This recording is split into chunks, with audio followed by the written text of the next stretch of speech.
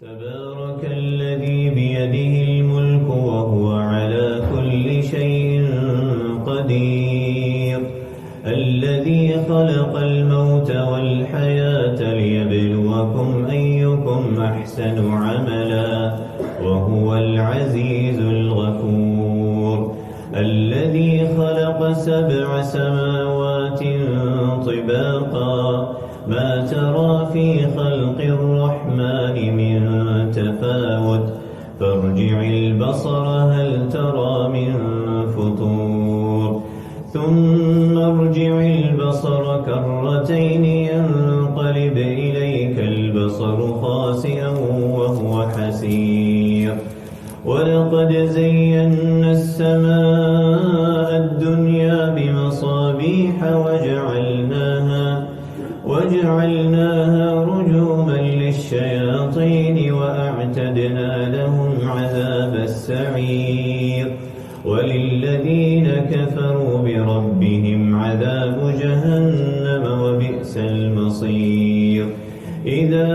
ألقوا فيها سمعوا لها شهيقا وهي تفور تكاد تميز من الغيظ كلما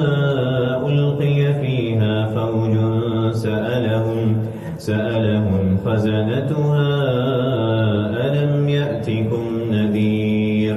قالوا بلى قد جاءنا نذير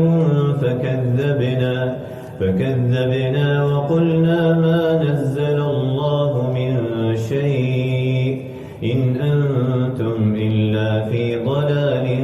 كبير وقالوا لو كنا نسمع أو نعقل ما كنا في أصحاب السعير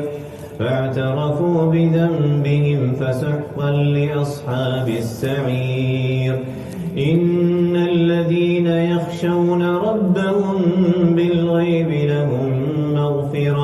لهم مغفرة وأجر كبير وأسروا قولكم أو اجهروا به إنه عليم بذات الصدور ألا يعلم من خلق وهو اللطيف الخبير هو الذي جعل لكم الأرض ذلولا فامشوا في مناكبها وكلوا من رزقه وإليه النشور أأمنتم من في السماء أن يخسف بكم الأرض فإذا هي تمور أم أمنتم من في السماء أن يرسل عليكم حاصبا فستعلمون كيف نذير ولقد كذب الذين من قبلهم فكيف كان نكير أولم يروا إلى الطير فوقهم صافات ويقبض ما يمسكهن إلا الرحمن إنه بكل شيء بصير أمن هذا الذي هو جند لكم ينصركم من دون الرحمن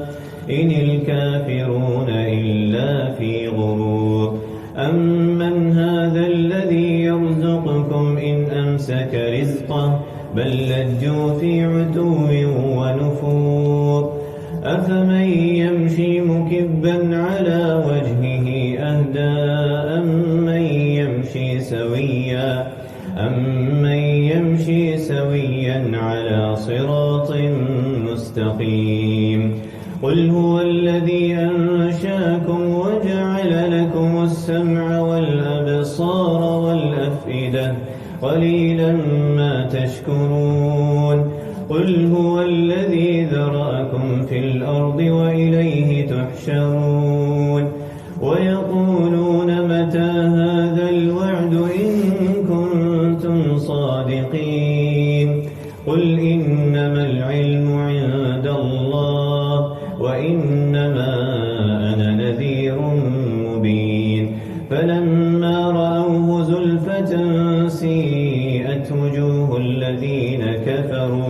وجوه الذين كفروا وقيل هذا الذي كنتم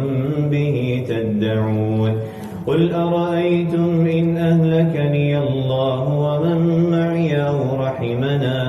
ومن معي أو رحمنا فمن يجير الكافرين من عذاب أليم